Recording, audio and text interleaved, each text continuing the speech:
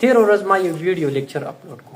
په دې ټاپک باندې و چې الګ څنګه پیدا کیږي او جنۍ څنګه پیدا کیږي. په هغه کې ما د کروموسوم په باره کې مختصر شان خبره کړې وه. ډېر خلک په هغه باندې پوه شوي هم وو. ځینې خلک په هغوی باندې عجیبه شان کمنټس یې کړي وو. هغوی ویل چې یاره دا خو د الله تعالی کار دی، په دې کې ته څه له ګوتې ویل. د الله په کارونو کې ګوتې نه یوال پکار. دا الله کوي، چا له هلکان ورکوي، چا له جنکۍ ورکوي. نو دا خبره زه تاسو ته کلیر کوم. بېشکه موږ په الله پاک باندې ایمان راوړی دی، موږ منلی دی په هغه. خو دا خو زموږ ایمان دی چې که هلکان ورکوي هم الله یې ورکوي، او که جنکۍ ورکوي هم الله یې ورکوي، که دواړه ورله ورکوي هم الله یې کوي، او که چا له اولاد نه ورکوي، هلکان هم نه ورکوي، جنکۍ هم نه ورکوي، هېڅ نه ورکوي، دا هم الله کوي. نو په دې خو زموږ ایمان دی. خو ځینې خلک دا خبره کوي چې په دې خبرو کې ګوتې وال نه پکار، دا د الله کار دی. زموږ دغه ویډیو مقصد دا طریقه کار تاسو ته ایکسپلین کو چې الګ څنګه پیدا کیږي، جنۍ څنګه پیدا کیږي، د الګ کروموسوم څنګه دي، د جنۍ لپاره کوم کروموسوم دي. موږ صرف په دې باندې خبره، باقي دا نه و چې ګنې دا د الله کار نه دی. بېشکه په دې زموږ ایمان دی. دا کلیر خبره ده، الله کوي، هر څه الله کوي. ګوره په انسان کې ټوټل کروموسوم چې دي نو 46 کروموسومز دي.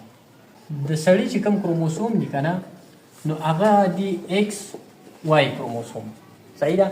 او د ښځې چې کوم کروموسوم دي د فیمیل، هغه دي ایکس ایکس کروموسوم. اوس چې کله ماشوم پیدا کیږي، یو به د فیمیل له کروموسوم نه راځي، یو به د میل له کروموسوم نه راځي. د فیمیل لا خو ایکس ایکس دي، د دې نه به یو راشي ایکس کروموسوم، باقي پاتې شو د میل کروموسوم. د میل له کروموسوم نه که ایکس رالی نو فیمیل به پیدا کیږي، ځکه چې 2 ایکس شو، 2 ایکس د فیمیل د جنۍ ده، صحیح ده.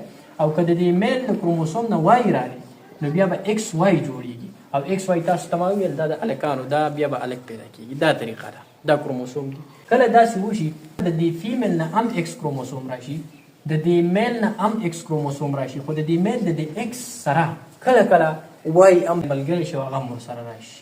دا جوړ کې ایکس ایکس وای. اوس د دې نه به کوم قسم انسان جوړیږي؟ دې ته ویلی کېږي کلاین-فینټر سینډروم. کلاین-فینټر د دې کروموسوم د دې 46 په ځای 47 شو، نو دې ته ویل کېږي کلاین-فینټر سینډروم. دا قسم انسان چې دی دا به انفرټایل دی، دا پر روان وخت کې بیا بچي نشي پیدا کولی.